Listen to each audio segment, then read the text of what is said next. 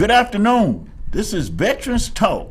It ain't nothing but a thing, but it's a thing we want you to tune into every Saturday afternoon because we are here doing the same thing we've been trying to do ever since we started the show, making sense out of a senseless situation called the plight of veterans in the USA, and the USA with the plight of veterans. I'm Elsa McGee, your host, and I'm here today again with my two favorite veterans in the ATL. My sidekick, Tony, Anthony, and Patricia.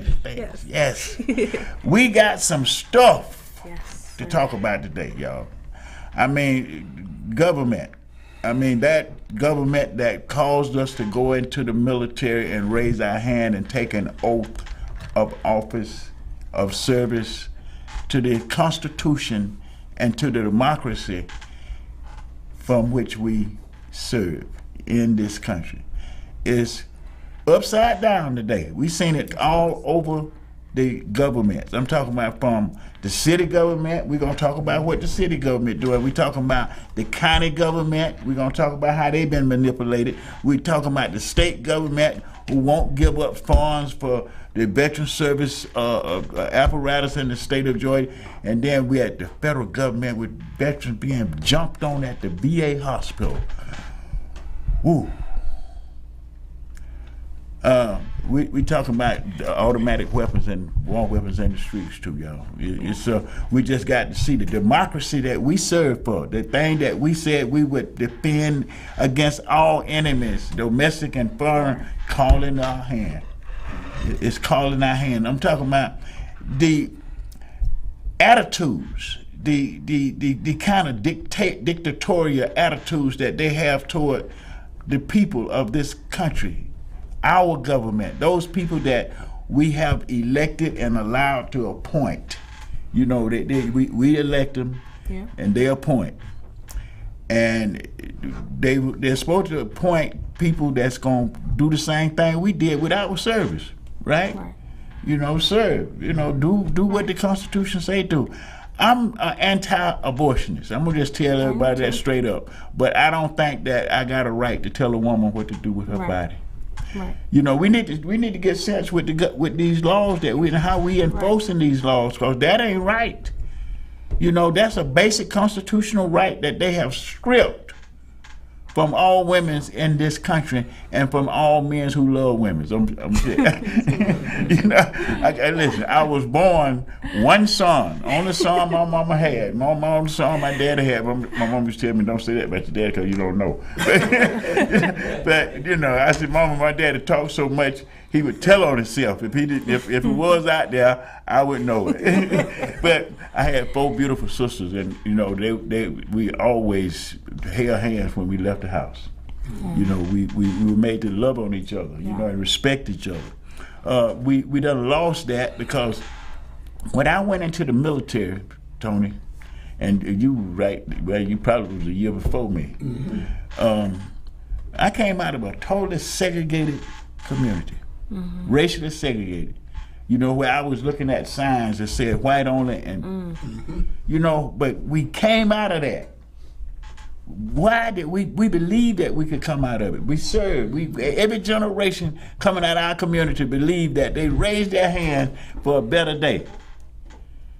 Based on these laws, these principles, these concepts that we studied in high school, that white in high school, that y'all. That we grew up. I was kind of in a way looking forward to the draft. I didn't have sense enough to want to reject the draft. That didn't even come up in my conversation. It came up in my conversation when my mama said, Elson, you got to register for the draft. She said, but I got the exemption paper. What is exemption paper, Mama? Because you ain't got to go. Right. You're the only son. You ain't got to go. Now, that kind of touched me in the wrong way because being the only boy, I had to prove I wasn't soft, y'all. I had the little and then being a little short guy on top of all that, I had to go. I had to say so. But what we're here talking about today is this democracy with veterans. We are veterans talking to veterans. So I'm gonna back up a little bit and let Atish come in and tell us what she been doing, because we got that package and it works. Yeah, it works. So we need, people don't understand, people with mental disorders are not crazy. You know, I used to think that, mental disorder is crazy. Some of the smartest people I met got mental disorders. That's right. So we're gonna get things straight with how they value us, veterans, period. Right. Veteran military service. How do our community value us? How do our government elected leaders today are valuing us? Right. Not very well if you look at the facts. Right. We want to talk about them. We're not talking. We're not throwing rocks. We're talking about facts, because we're going to address these things. We got to straighten up these things, because if we don't, it's going to get worse. It's going to get worse. We got a Supreme Court that is an activist court. It's an activist court. It's a political court. And we got to be afraid of that, because we looked at those three branches of government and we learned how they're supposed to work.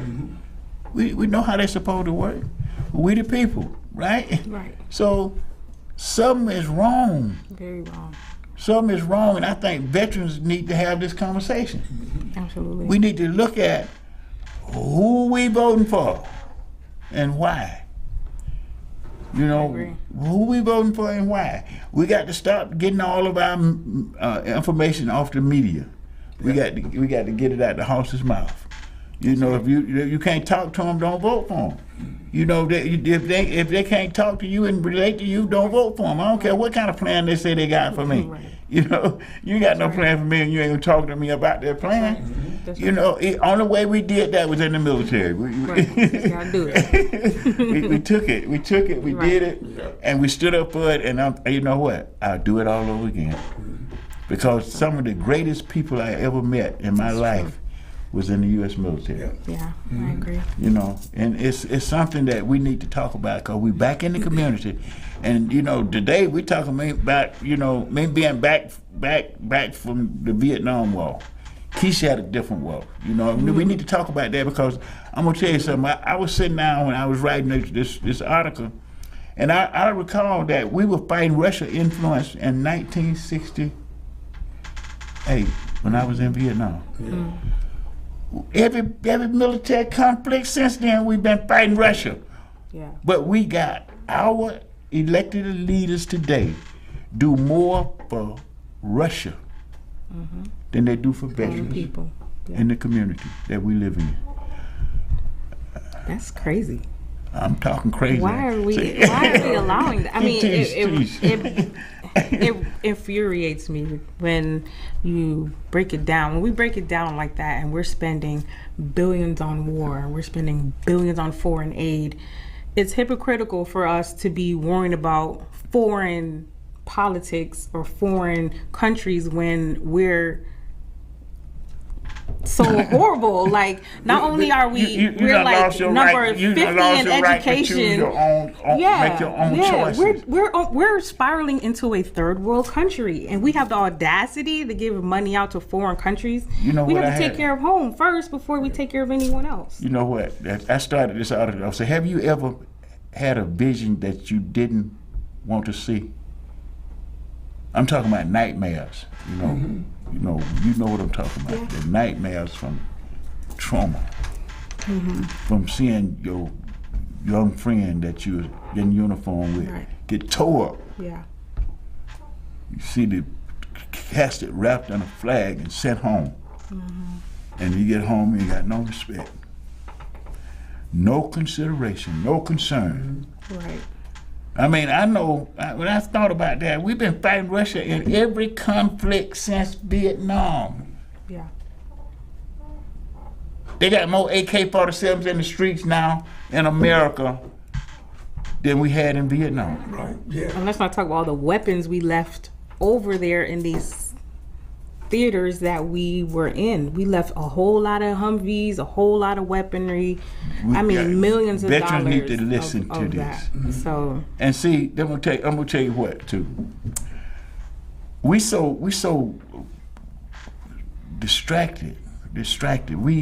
We have allowed generations of veterans to serve, right? Generations of veterans serve with this humongous, beautiful structure of benefits that you earn from your military contract. What you gonna do when you finish They this? market it to us, right? To get it, wheel us in. Oh, you get free school, you get free living, you get this, you get that. It's like a marketing scheme, but they don't tell you the other side of it. When you do go to war and you don't come back the same person, or you come back and you don't have any resources, where are you going to live? Where are you going to go? How do I get a job? How do I transfer these skills to civilian world? How do I become self-sustainable when I've been relying on this system for so long? And they don't tell you about that other side, but they market it to where you want to come, and they lure you in, and then you're just another number, and they throw you off to war and to fight whatever agenda that they have. And you come back a different person, and that's it. There's no follow-up. There's no follow-through. No. There's no, are you okay? There's no, here's this. No, they Rambo's. And yeah. they take the victim and make them the corporate. Yeah. You know, we got to understand that we need to have this conversation. We need to talk about these things in context. Yeah. Because looking at what we've been going through these now, you know, with the Fulton County stuff, it's almost became a joke. Yeah. You know, when we was lobbying for this thing, we got the news press, and they sit up there and they said everything we want to hear. But when you got in the process, it showed up different. You know, it showed up where those that been getting it, still getting it, but the situation ain't changed. Yeah. You know, how can I stand at a meeting, a government meeting, and here I'm talking about having $25 million in the city of Atlanta for homelessness, and go downtown, right across the street from the city capitol, and you got homeless people under the bridge. You got homeless people under the bridge. Veterans, families. And Atlanta City Council say there's some problems. They got some questions about the. We've been working on the thing since 20. Well, we had to work on it among ourselves before we came out with it, but we've been working on this as a chapter project since 2015. We brought it to the city in 2017. Michael Jr. Mom brought it to the city in 2015. So all of these people that saying that some problems, they had plenty of time to look at the problem, but they wouldn't raise a hand to help us do it.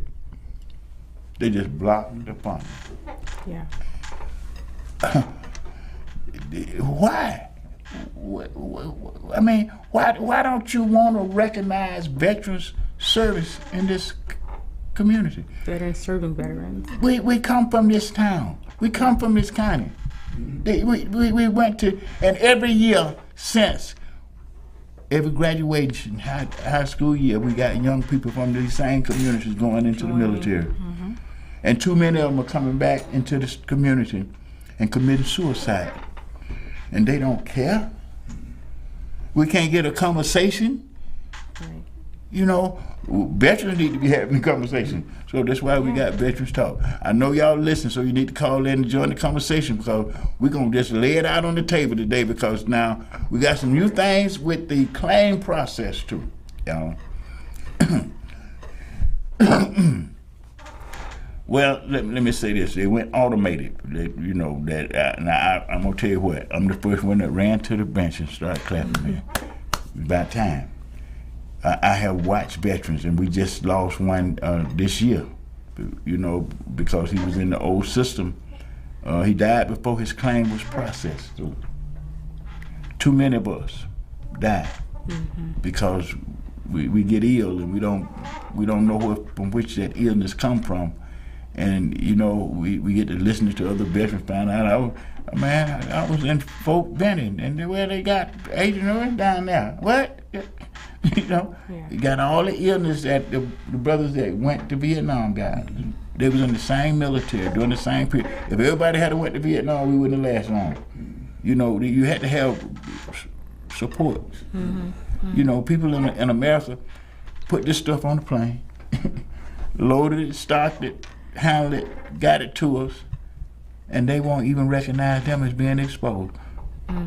What kind of government have we gotten to? That's the question I want to put on the board, and I'm gonna leave this to you now. I'm gonna see. It's crazy. Yeah, you're right. It's really, really challenging seeing how the government in some areas have a tendency to turn a blind eye to things that are obvious. You know, they're very aware of the fact that this stuff was produced in the United States. Yet those people who handled it and stored it and shipped it put it on the supposedly aren't getting access to the medical care that they deserve as a result of that. Because they won't admit points of exposure. Yeah.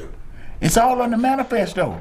You know, we know what the manifest is. Everything they have in the military, they got a manifest for it. They know it's there. Yeah. So it's not like they don't know it's there. Every airplane that took off had a manifest on it showing what was on that aircraft. See, veterans need to stop acting like they're slow. I'm gonna just say that straight up. Some of them are. Listen, we got to stop sitting in the corner at family reunions. Listen, talk to your family, talk to your friends. Yeah. Get them to understand we need to vote people in the office and out of office based on their performance for the community. Yep. And support too. And families to support us too. Yes. Coming back, you have to understand that we did endure some trauma that does shift our mindset, that does shift the way we think and will probably behave, and we still need your support too. Yes, in that. absolutely. And your patience in that too. And I'm gonna say this, and you got most families do. But the disorders that we bring back to our community are so horrendous. And when I say they Rambo'd us, they Rambo. See, a lot of people can't remember Rambo when we was coming back from Vietnam. Sylvester Stallone was killing everybody. He was a crazy Vietnam vet that they couldn't stop. Right. So they introduce a fear factor in our community against us. See, and that's why we got on media. That's why we got Veterans Talk today. Because see, we trying to let people know we're still the same person, but we suffer from making a service. Right. A service that everybody don't make. Less than 1% of the people in this country ever serve in the U.S. military. And people got this all twisted about the U.S. military. It is one of the most disciplined and integrated forces and effective forces on planet Earth today. And it's not just a war machine. These young people do everything. And the first responders in national disasters anywhere on planet Earth is the United States of America.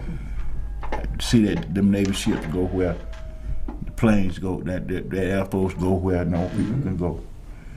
We got to understand that we got to keep our focus on the big picture here, because they have made us so self-centered. We can't see the big picture, and it's slipping away from us. You know, we can't see that this democracy that we serve, we have allowed people to get in places in our government that don't have any love or respect for the democracy. They're infiltrators. They have infiltrated the system, and they're trying to flip it to be something other than a democracy. Why would a Supreme Court, Supreme Court now, go against precedents? And especially when it comes down to choice. You got freedom of choice. They didn't think about this in the Supreme Court. Freedom of choice been taken away from every female in this country. Now, I know this is a very sensitive topic. Yes. Right. And I do believe in freedom of choice. God gave us free will, and I don't think anybody should impose anything on anyone. Right. As a free living person. Right, exactly. However, I do think that the conversation should shift to sex education and contraceptive. There are literally almost hundreds of different ways that you can prevent pregnancy, where killing a child doesn't have to be should be the absolute last resort. And I'm talking if you've been raped and or incest or something of that nature, then maybe. But I think the conversation needs to shift on other channels, other forms of prenatal care or contraceptive, and not just killing a child. That shouldn't be the topic of conversation. We need some sex education, because a lot of us are out there having sex as if the possibility of a child is not there. You know, it's just reckless, you know, and that's not to judge anyone, but it's basic anatomy. If you have sex unprotected, you have a chance of procreating. Right. Back to birds and the bees. If we got to take it back to basics, that's what it is. But the conversation is just always around abortion. But let's talk about sex education, and let's talk about other means of preventing birth besides killing a child. Yes. You know, and I think that we have to broaden and widen our knowledge base when it comes to that. And I do believe in free will, but I am anti-abortion because there's so many other remedies before we get to that. You know, that should be absolute last resort. Well, I agree, Tony. The challenge with that is the attitude of, I call them the party of 45, that does not want to expose their children and our children to education about sex education. That is a total taboo now. But let's say this, you're absolutely right. It didn't start with 45 though. No. It has been throughout. I can remember throughout my life.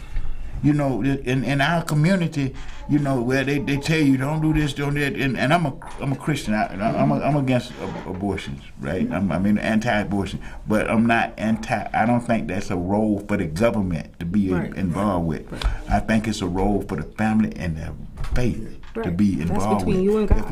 If you see, I hear a lot of people talking about they took the prayer out of school, they took it out of the house first. You know, so we need to understand. We get back to the 5 basic pillars of humanity, and we'll see how we fail ourselves. You know, we got to this point where some people have recognized this. If you got control of the government, you got control of everything. You know, because government was designed really to regulate the behavior of business, right? And some of our behavior as individual citizens. But now what we have gotten to, we don't, the elections, the process by which we elect people have become so politicalized, and well, because the skimmage is that it's been infiltrated by people that can see how they can manipulate people with the government and make money off and make money, like tons of money. So that's why we got to have this conversation, but a breakdown where people start being distracted, you know, and understand that just because you are an anti-abortionist, and I'm an anti-abortionist, I don't mean that I'm going to take away the freedom of a woman to choice. You know, what I want to do is educate my daughter where she can make the right decision with her life. You know, and be careful with that. But see, we don't want to have those conversations, because that means they put the responsibility back on where it should be in the first place. Right, and accountability. Yeah, back to us. Right. We are accountable. Right. When I got busted for bank robbery, they locked me up. They didn't have no problem with sending me to jail. And either I had to keep doing it, I had to repent. I had to learn. And what we don't want to do nowadays, we don't want to teach our children. We give them an iPad, telephone. Yes. You know, instead of spending time with them, passing values on you. You can't shout the values out. You got to demonstrate those values to the child. You know, and we got to recognize that we was constructed in a way that we got the solution to every problem we got. But we have to stand up to do it. We have to come to it. Because if we don't come to it, somebody come to us saying they got a solution for our problem, and they don't really understand the nature of our problem. We got a bigger problem. You know, and that's what has happened. And I call it a new slavery. We're in a state of new slavery. And they talk about my granddaughter, I hope she listened to. I don't think it make no difference to vote. Well, you just made a difference. Yeah. You just made a difference for the opposition. Because when you don't vote, that counts. People got to realize that. When you don't vote, it counts. It weakens the democracy. It take away the opportunities that we serve to have for everybody. See, if we could get the rest of society to integrate as well as the U.S. military have integrated, man, this would be a beautiful world. Yeah, the point you make is extremely important because it's very obvious is they're concerned about power and control. And by limiting your ability to make choices on the people you're voting for, or your ability to even vote for those people, is a way they are gaining power. And once they gain that power, they're not going to give it up. But it makes you question, like, out of all the laws, I mean, Roe versus Wade been in forever.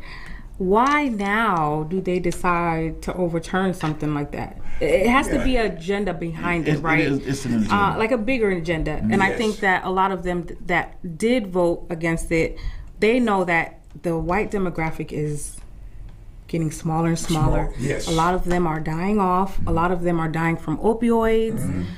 Their population, they're becoming the minority, right? And a lot of them do, they have abortions a lot. I mean, this is why I'm anti-abortion, right? Because I know the history of it. It was created and designed for eugenics to annihilate us. Okay, we're gonna keep it real. Her name was Margaret Sanger, right? And she created that to annihilate the black race, right? And this is why I'm anti-abortion, right? Because I know the history. I know why Planned Parenthood was designed. It was designed for that.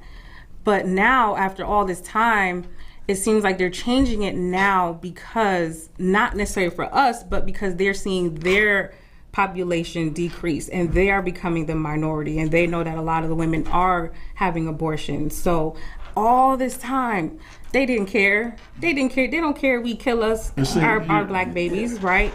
But now it's changing because population is changing, other things are changing behind the scenes, because out of all this time, why now? Why are you flipping things that have been in law for years? You know? See, one of the things that's happening, and we got to recognize, and I kind of pointed it out when I said that we was fighting Russia in 1968. We're hard to learn.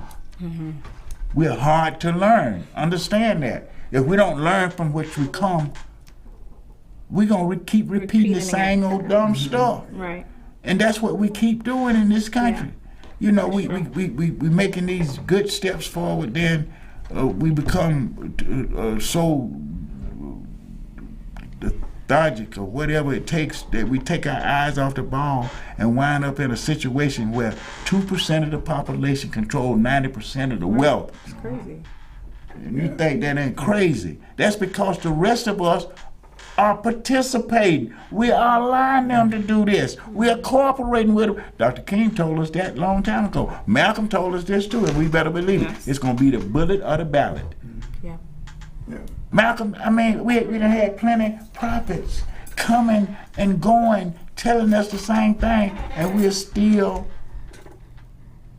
It ain't as bad. It ain't as bad as it ain't as bad. I think on top of promoting voting too, we should also promote people that's going that will run too. Let me say this here. When I say us, I mean I want to look at it as people of God. Right. Yes. I don't want to look at no one race. I want to look at people of God. Right. Because I just happen to be naive, and, like that. I believe that God is the God of all. Yeah, absolutely. And now He got some bad children, and He gonna handle them. He gonna handle them. He got the storms and the tornadoes and pandemics. We better wake up. Right. See, what we got to be able to do is address these problems that we can address right now, really. And when we think about what the city of Atlanta just did, it was a slap. It's a cold slap. Just slap. Just, we don't care about veterans that much to even try to help them do nothing. We don't care. They can stay up under the bridge, and I can walk in the city hall and every day and, get in my car and go to my comfort, and I don't care. We got to care. That's right. For except for the grace of God that go out. It could have happened to me. Mm-hmm. I mean, I was so traumatized when I got back to this city. I didn't want to be here because I learned that one of my best friends that I went to Washington High with got killed. How am I gonna deal with this? How am I gonna? I'm back, but I'm traumatized now, so I can't see the forest for the trees. Yeah. And ain't nobody here to tell me, you've been traumatized. Yeah. Right. You've been messed up. Come on, we need to get you some. Got to deprogram you, bro. You done been in a bad place. Right. Nobody tell me, so I gotta act like I'm normal. Right. The only way you can act like you're normal is you're gonna drink a drug. You're gonna self-medicate. Right. And that's what's happening in our community today. People are traumatized to the point that they can't get up from that without a drug or alcohol. That's very true. And we gonna blame them. We are cooperating with the economic inequities, like Maynard said so. That we don't want everybody to forget, man. We done had some great leaders in our community. Maynard said, listen, politics is about the control and distribution of wealth. Mm-hmm. And the only way to get there is to vote. Get there to vote. Cause, see, we got some smart people there, and we got some people that Crest City, boy, they didn't even do a first-term mayor. In a black city that they went through hell to set up. The mayor got corrupt. He didn't even finish his first term. So it ain't the color of your skin. It's the where your heart and your spirit is. Right. So we calling up on the people of God. Yeah. Veterans and non-veterans alike. Because see, we are all in this together. That's right. We're all in this together. You should not send young people off to the military and not understand what is going on with them when they come back home. That's right. It should be a shame in your heart to know that 22 veterans is committing suicide every day. How you gonna just walk and go about your business and not think about this? Why this ain't important to the city of Atlanta? Why they not listening and understanding what we talking about with this memorial? We ain't talking about just a monument in the park. They know we talking about more than that because they see us out in the community, Tony, working, doing it. Mm-hmm. They know we doing it. They don't want us to do it. They don't want what you got to get to them because, you're going to have some people acting like me. They ain't like they got some sense and they're going to be doing some stuff in their hood that's going to make it good. Yeah. And that's what we want. We want people, and we're going to look at that RFP. I don't care how much they think they're going to let it be out there like that and make it more community friendly. Right. The way that was set up, we couldn't win when it was set up. Yeah. It was too bureaucratic and it just didn't fit the hood. Yeah. I had a lot of complaints too from even going to this, I think I had told you I went to this veteran expo and someone recognized me from the press conference and was asking me questions. I think I had called you while I was there because I didn't know.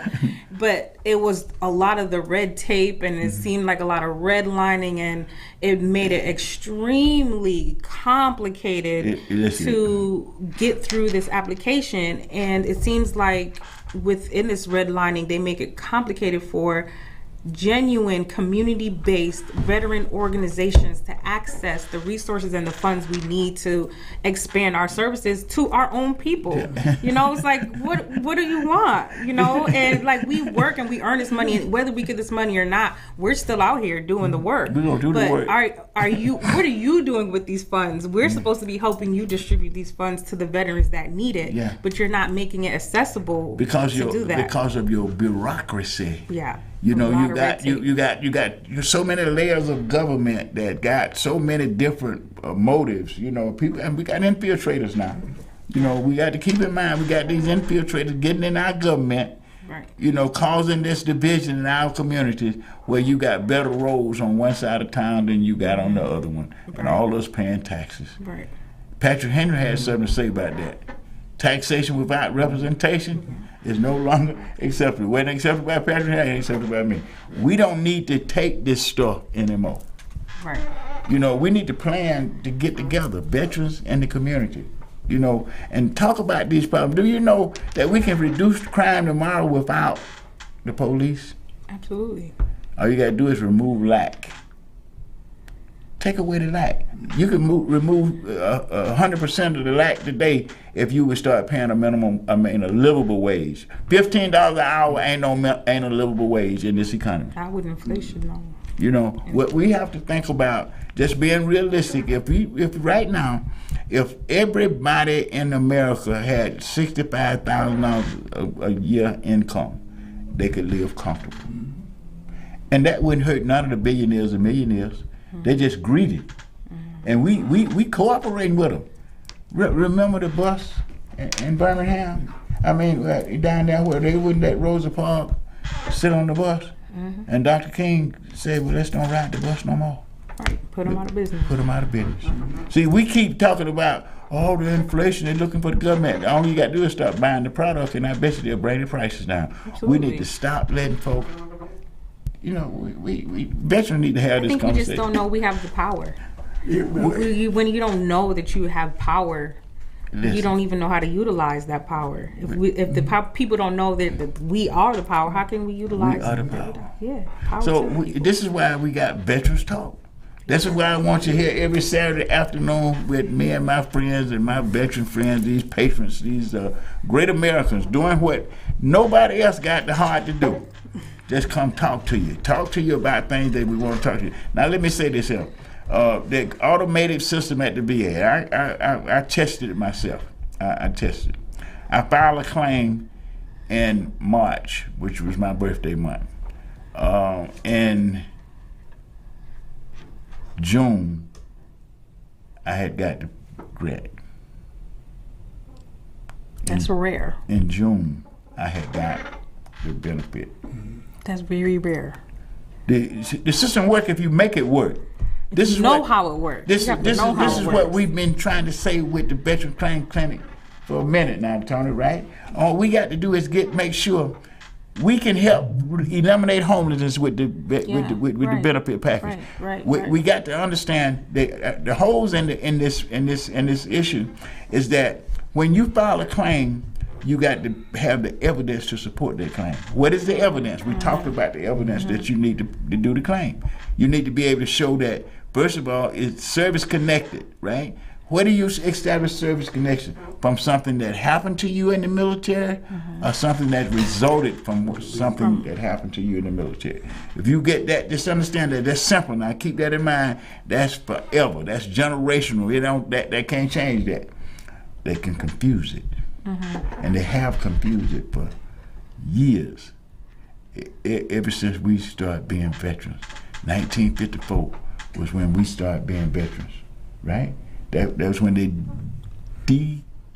deactivated the last so-called colored unit in the military.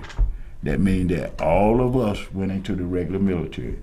All of us started coming out the military with benefits, right? I met a brother that was in World War II. Now this is Georgia now, and that's why I'm going to this thing about the state of Georgia and Brian Kemp. I'm talking about every level of government. We ain't just gonna talk about the county. We ain't talking about the city. We talking about every level. Cause veterans, I want us to be able to identify with each other now. I mean, I need veterans all across the spectrum, all across every generation to identify with what we're talking about. So we got to come together. If we don't come together, and we come together, and I just want to call this in the power of veteran movement. Why? Because we could be the pivot vote that determine who elected in every race. You know, cause and we do that by coming around and understanding our benefit package. That benefit package is more than disabilities. You got business, homes.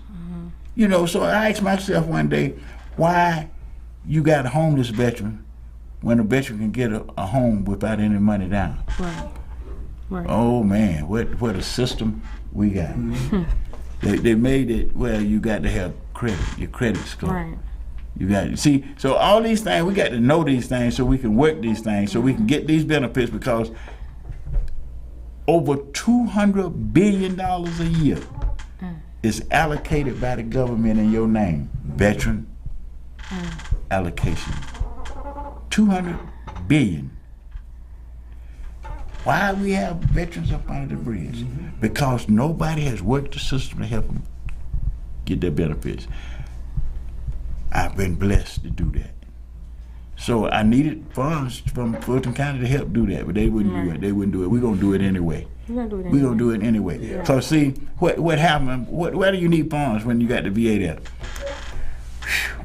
Part of the automation is come about by the business perspective, looking at the VA as a business. So they have privatized. Listen to what I'm saying now. All of the exams. I went all over everywhere except in the city belonging to these exams. They were popping them off like that, right? That's why they could speed up the process. Why couldn't they get that at the VA hospitals, at the VA benefits administrations? See, now they made it more complicated because I met rudeness and insensitivity. You know, with these private things, you know. I'm asking questions. Well, I don't know that. I'm just the VA said that. Calm down. Hold on. I got PTSD, y'all. Right. You're triggering me right now. You don't know what you're dealing with, right? So help me out, y'all. Listen, this is Veteran Talk, and we got to get veterans on top of this stuff. Robert Dukes. Oh, Robert, I guess Robert tried to call in. Yeah. Oh, Denise. How you doing? You're doing your broadcast, right? Yes, I thought that's what you was calling in on. Yeah, I'm sorry. Oh, okay. Yeah. I'm thinking I ain't gonna do that no more, y'all. Y'all gonna call on the line here. You know, gonna call on the line. I ain't answering the phone no more.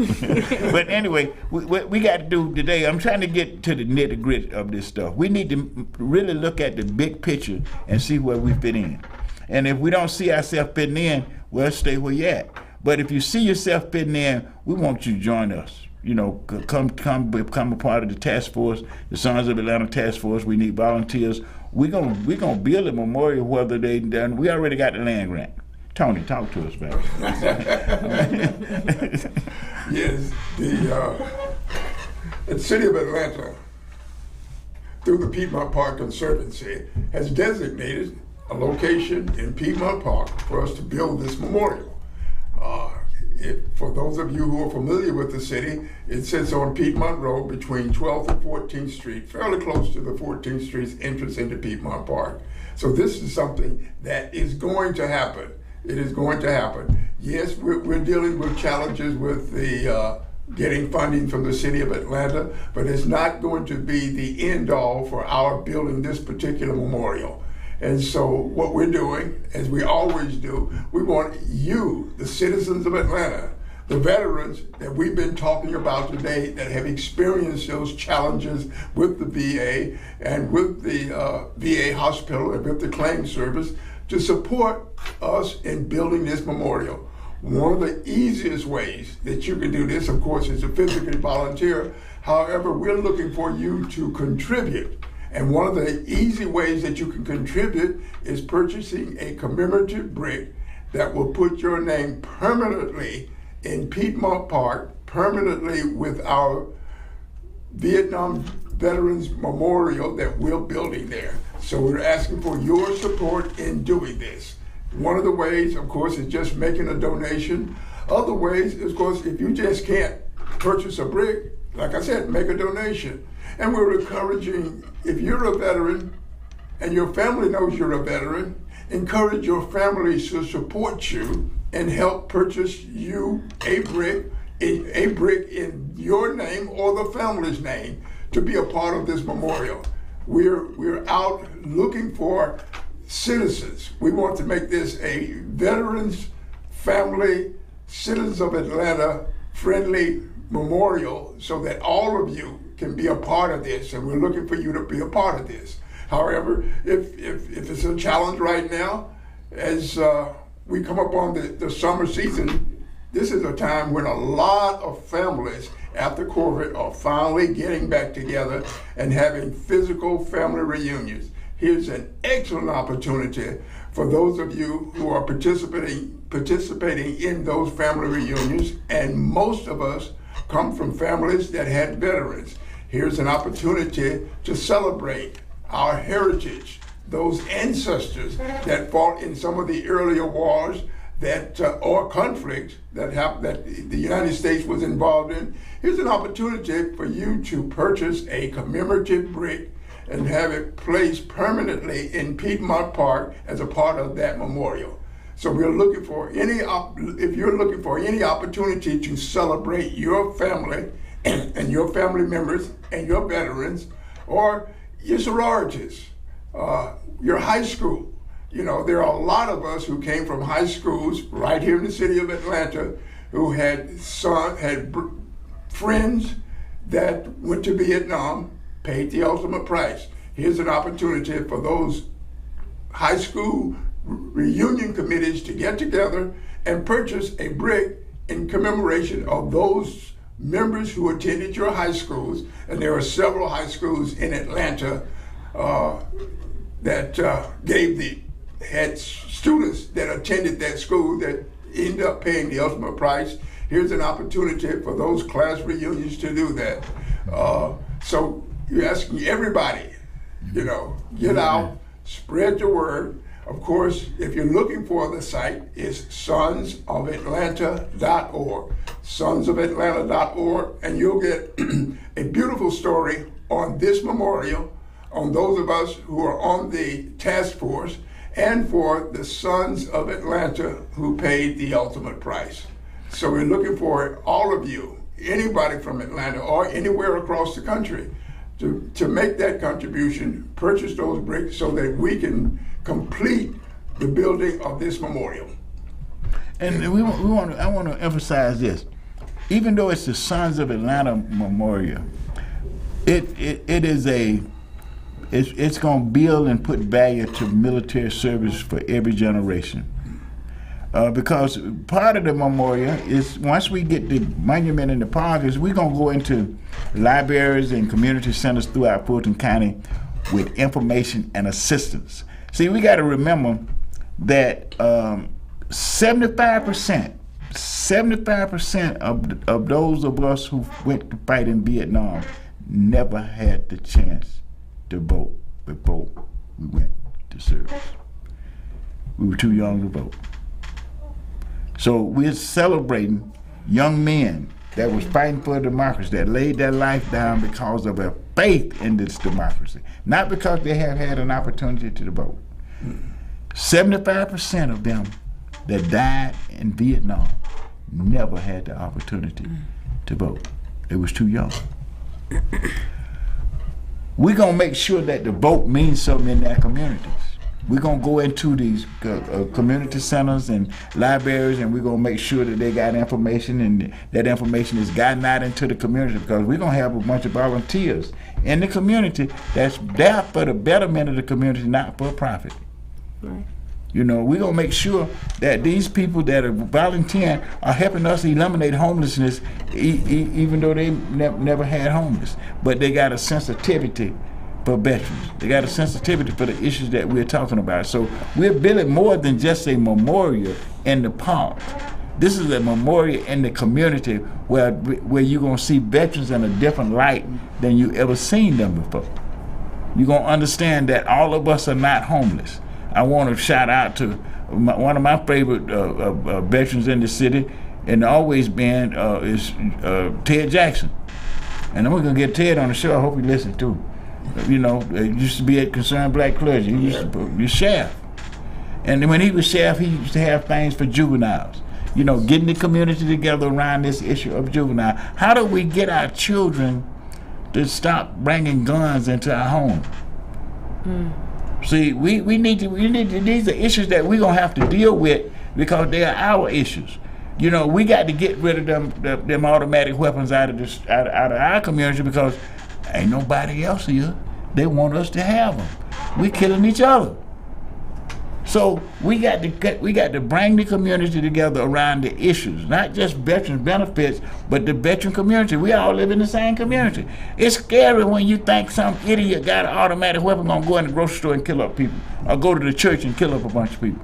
Or go to a school. Or go to a school and kill up a bunch of people. We don't need no war weapons in our community. And we got to be able to stand up and say, starting with my own child, don't bring no gun in my house. My mom tell me that, don't bring no gun in my house. You know, you ain't grown, you get grown, gone. Don't bring no, you ain't bringing in them. We don't have parents that are able to help to do that today. We got to get people volunteering in the community that can help our children understand that life is worth more than that. You know what? Life is worth more than that, because anytime you go out, you're a bad boy, you kill somebody, you go in jail. So the enemies, you know, killed two birds with one stone. Got you a gun so you kill somebody, you out of the work, and they out of the work.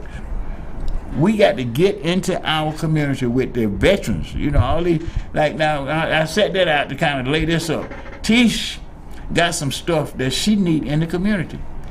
And especially, and I'm gonna say this, we got more traumatized children and women in our community than we want to admit to. Yep. And they've never been in the military. Yep. Never been in the military. And they can't afford to get mental health care. They can't. We got to look at these things. We need to get some stuff into our community to help these kids and these that's traumatized. Yeah. And you got it. Talk about it. Listen, talk about the kids. I started trying to talk about it, but I just been using it. I can't tell you, but I can tell you the impact. I can't tell you what all the breakdown. This morning I attended a Veterans Women Conference. I was a guest speaker there, and like you said, the women are suffering too. You know, we're almost forgotten when it comes to veterans or military, and a lot of the women have suffered military sexual trauma, and nobody's talking about that either. You know, and quite naturally, a lot of them are mothers, and a lot of them are passing down that trauma to the children too. You know, because if they're not in their right space, but they have this child, quite naturally, they're not going to be in the best space either that they can be in. And so it's such a heavy, loaded issue, you know, but I do believe that us, right, the people that do care, the people that are meeting, people do have organizations, I do believe that we are beginning to make an impact, and I don't think that it's in vain, and I do think what we're doing is necessary, and I think once the ball gets rolling, people will be more supportive of it, and they will come to us for the resources that they need, and we do care, and I think it's just us linking up and finding each other and knowing that, yeah, I do have a veteran brother or sister that has that organization, or I know that they're going through that. I can recommend your organization. And the truth of the matter is, we need to be able to have these networks because we got more resources when we do that. But the problem it's like that we have to solve our own issue as veterans, right? Us. As a community, because we have a community, and we have something that can solve. I have something that you have something that I have. Yes. I'm not really good at filing claims. I know people that need to file claims. I'm good at holistic mental health, resource, physical health, and we need that too in our community. We need more of that right now than we need claims. We do. We do. They both equally important, but if you're not physically healthy, right, you can't even stay long enough to enjoy your claim that you're making, right, and the money that you're getting. So health is paramount. Health is absolute wealth. That has to come first. Our physical and mental health has to come first before we get any money, because we're not going to know what to do with it. And let me just shoot that in. When you say health, now I told you about the claim. Now the claim that I found, the claims that I found were all new claims. I'm already 100% total from the disabled, but I had some new issues. The new issues was a heart and ischemic heart disease, which come from Vietnam, and it kind of scared me to death. You know, and it even scared me worse when I got the rating back from the VA, because they rated me higher than I thought that I was going to be. So if you're 100%, how do you go higher? Like when you 100%, you file. Well, see, that's the whole conversation. We see you. It's based on your conditions. Okay. You know, once you get and a lot of people think that once you got 100%, that's it. No, it's not yet. But I don't encourage that because it's a lot of fraud going on in the VA, and you know, a lot of people get hooked up and think that I'm gonna help them do a fraud. I'm not gonna do that. Right. I'm gonna help you get your claim as you deserve it. Right. You know, and I'm not the one that determines whether you deserve it or not. Right. I triage people to ascertain whether they are qualified to get the claim, and I will fashion and make sure they get a winning claim. But the VA determines if you get what you get, and this is how you put it there.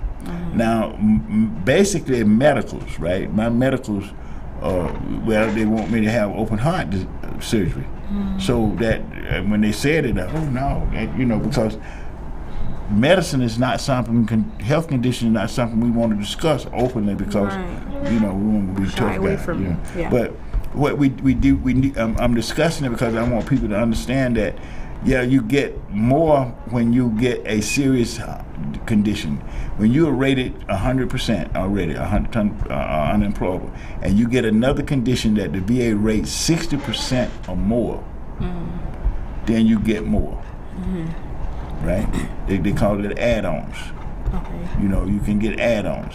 So they gave me an add-on, and it kind of bothered me because they told me I needed to have this surgery, and I said no.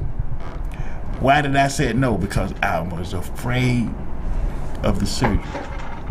It's open heart surgery, and so I froze like most people do when they got a serious diagnosis. And so now I'm saying, I'm 75 years old. I ain't finna let you cut my chest open. I said, I'm all paranoid now. My PTSD done kicked in, but I ain't got nobody to fight but myself. So I'm sitting there, and you know, so now I'm thinking, man, what am I gonna do? I got a friend that's a naturalist, right? She said, listen, you don't worry about whether that doctor thinks you need a heart condition. You got some natural stuff. You can do some stuff that can make you well. Yeah, absolutely. So what? Make me well? Absolutely. You know, and I'm one of them guys that you can have the money. I want to be well. You know. Right. So she started telling me about changing the way I eat. Yep. Go straight to the first thing I want you to do. Now you know I love salt. I can't eat. That's the problem. I had to go through all these changes in my taste bud, right? Yeah. But now it's working. Yeah. Absolutely. You know, it's working. You know, so what we need to do is have these kind of discussions, because I got a friend right now, one of our members. You know, matter of fact, he's our secretary. He went through lung cancer. Surgery. They cut him open, went into his lung. He's struggling. You know, because invasive surgeries. All these invasive surgeries is worse than the condition in a lot of cases, because I buried 2 friends in the last month, both Vietnam veterans. You know, died from Agent Orange related issues. You know, they said got to the point that just you know, the treatment wasn't there, and that frustration with the system.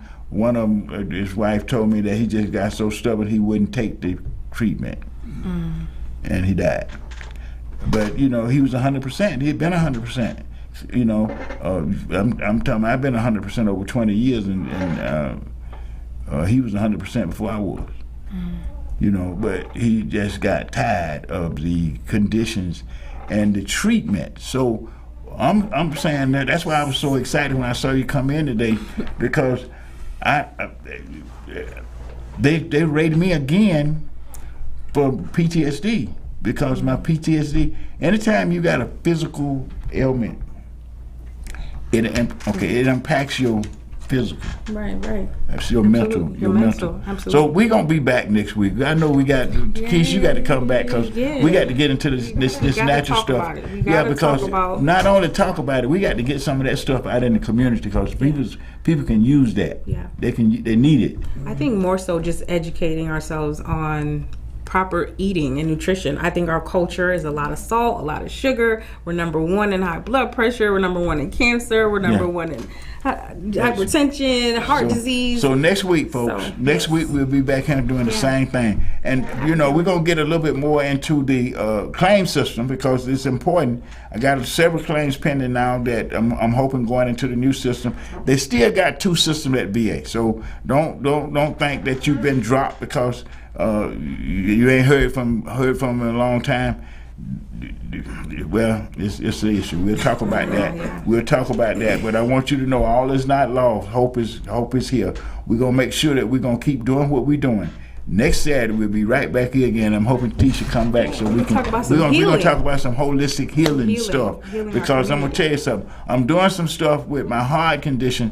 It ain't gonna cure me, but it ain't gonna make me have surgery. It can cure you. Okay. Let's make it clear. Okay. Well, you can heal yourself of any ailment. Well, I'm trying. I'm gonna put it out there. We're gonna get there. So next week, back here again with my twins. So good evening. Have a